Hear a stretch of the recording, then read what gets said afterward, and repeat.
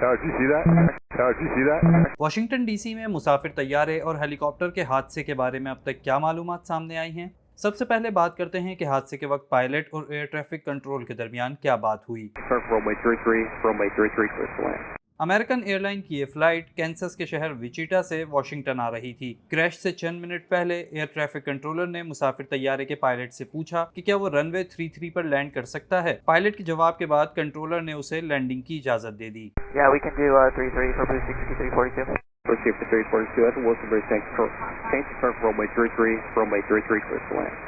Flight tracking sites के data के मुताबिक जहाज ने अपनी अप्रोच रनवे 33 के मुताबिक एडजस्ट कर ली थी। जिस वक्त जहाज हेलीकॉप्टर से टकराया तो वो रोनाल्ड रीगन एयरपोर्ट के रनवे से सिर्फ 2400 फीट की दूरी पर था और चूंकि जहाज लैंड कर रहा था तो इसकी बुलंदी सिर्फ 400 मीटर थी और स्पीड 225 किलोमीटर पर आवर के करीब थी। हादसे के फौरी बाद कंट्रोलर ने कहा, टावर क्या आपने ये देखा?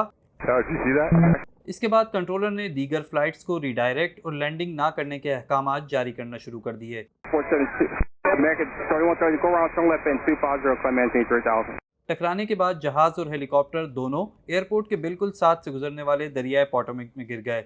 क्रैश साइट व्हाइट हाउस और कैपिटल हिल की बिल्डिंग से सिर्फ 5 किलोमीटर दूर है। जहाज में 64 अफराद सवार थे और हेलीकॉप्टर फौज का था जिसमें 3 एहलकार थे। आजकल वाशिंगटन डीसी समेत अमेरिका की मुख्तलिफ इलाकों में शदीद सर्दी है। जहाज और हेलीकॉप्टर दोनों दरिया में गिरे हैं जिसका पानी फ्रीजिंग टेम्परेचर पर है, इसीलिए रेस्क्यू में भी मुश्किलात पेश आ रही हैं।